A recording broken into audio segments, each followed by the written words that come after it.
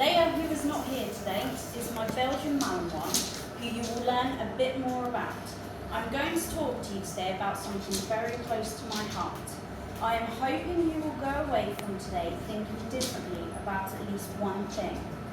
July 3rd, 2021, Ron enters the world alongside his litter of brothers and sisters. Unbeknown to them, they are about to have both their ears permanently tattooed. The left ear contains his litter registration number, whilst the right ear contains specific numbers that are unique to him and him only. This happens before they are 3 months of age, an animal with a conscience not consenting to being tattooed. From here, they are separated into pairs of threes, those partnered up, live and train together. They do not get to play with the other separated puppies. If a puppy jumps or runs up to a person, they get bumped on the nose as punishment. From here on, they spend their days confined to kennels for 23 hours a day. One of those hours are spent cruelly training. The kennels aren't the cleanest at all. They don't get daily clean-outs like you'd expect. The greyhounds have bare minimal human interaction, barely any toys to play with, just their kennel mate and 4 walls. From 6 months old, Ron was posted onto the Greyhound Trader auction website, a website that allows the selling of the greyhounds to the highest bidder before 6 months of age. This is because greyhounds sadly do not fall under the same category as other domesticated breeds. Therefore, what they are doing here is fully legal. For other breeds, it's illegal. Ron sold for over €180,000 in 2021 to the highest bidder. He was lot 32 and described as big for his age and make a decent runner with big paces in his steps. From here, Ron's new owners assigned him a trainer to train him for an hour a day. If he was not training, he was in his kennel with very few toys if he was lucky. He was trained harshly and from a very young age. Dogs' bones don't stop growing until they are about 13 to 18 months old. However, this did not stop them training him on fragile bones, which have not fully formed yet. Training or high-intensity exercises when bones aren't fully formed yet can cause bone breakages. Hence why vets don't recommend puppies jump or do vigorous exercises. However, the trainers of Ron and other greyhounds do not care. The only thing they care about is hitting the time trials and setting new records. After a couple of months of training, and once his trainers were happy with his time trials, he was forced onto the traps. His trainers would walk him up to the traps, undo his lead, and push him forwards into his trap. A matter of a few seconds later, the hare is released along with the greyhounds. Trainers and owners crossing their fingers, hoping Ron wins and brings them the lump sum of money. Ron was raced from 2021 until 2024. Ron has managed to get quite a few first places in the 500-metre races. He has ultimately made his owner and trainers immense profits. Now, in greyhound racing last year, one dog died every 3 days on a UK track. Since 2017, over 4,000 of them have lost their lives on these tracks. In 2026 alone, we've had a death almost every day. The first bend is statistically the most dangerous, as that's where the most falls and collisions happen. I am part of a community that monitors races at various tracks. We have first-handedly seen these collisions and falls. It is heartbreaking to watch a greyhound being forced into a track and running for their lives. If a greyhound refuses to run, they suffer severe punishments from the trainers due to not bringing them in money. I have also organised and protested Brighton and Hove's racetrack myself. I have been inside and watched the dogs complete time trials. Also, they race the greyhounds in extreme conditions. The GBGB state it must exceed 33 degrees Celsius for them to call off a race.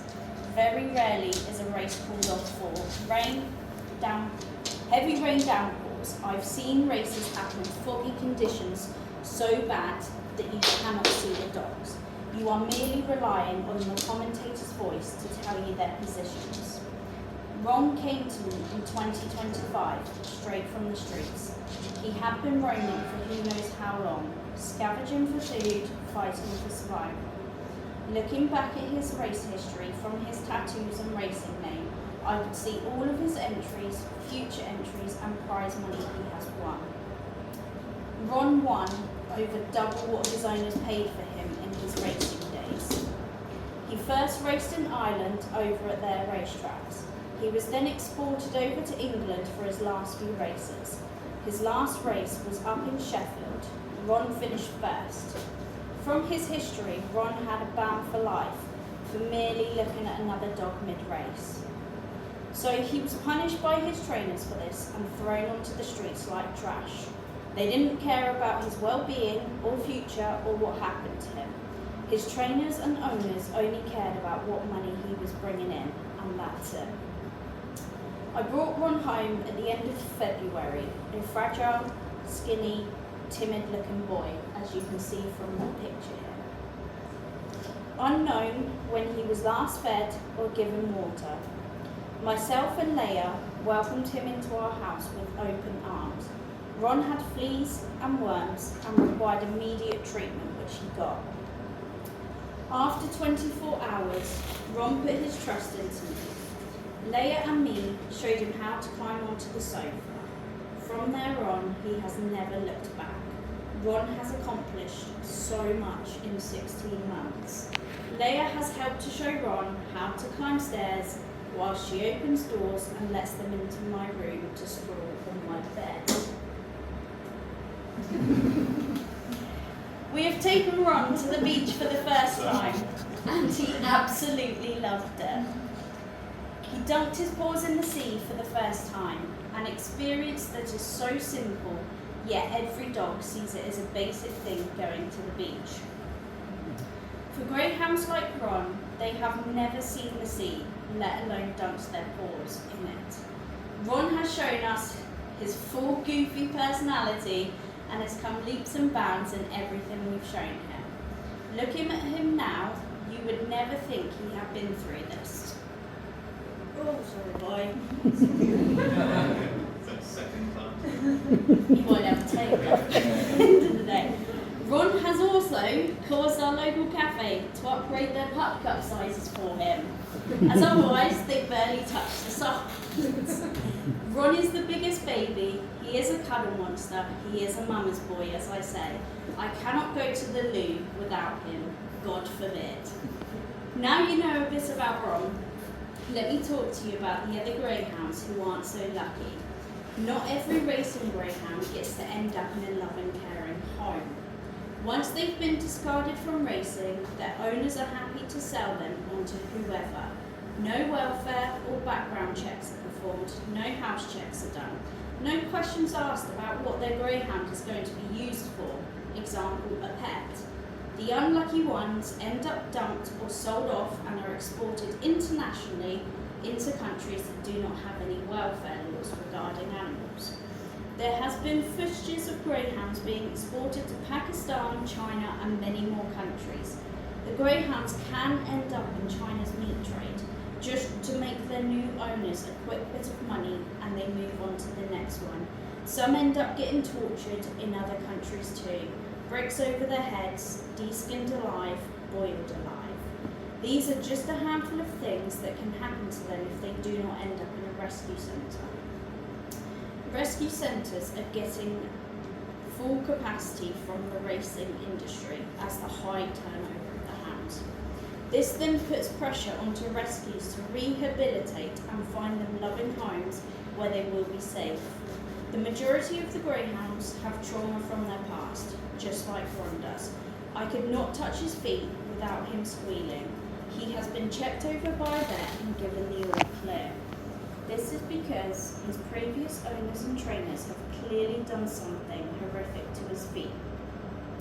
However, with time and treats, Ron has gained my trust and allowed me to check all of his feet. Now, I am an animal activist myself, and I do this for those who cannot speak for themselves.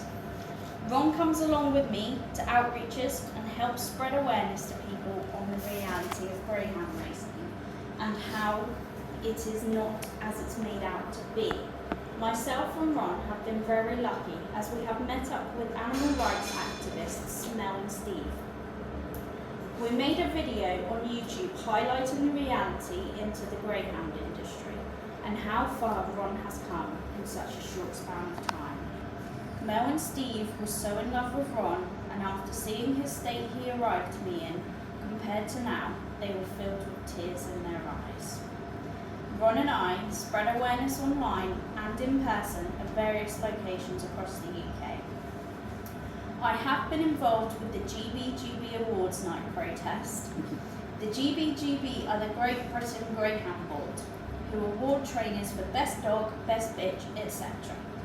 To make their night a bit better, we held signs up for the cars entering and exiting the hotel and for the traffic coming past.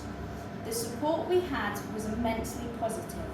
A lot of the hotel guests had no idea that they were hosting the GBGB Awards Night there until we exposed it and showed up. The majority of the public are unaware, most like yourselves who don't know the dark reality, by this positively painted picture of the industry.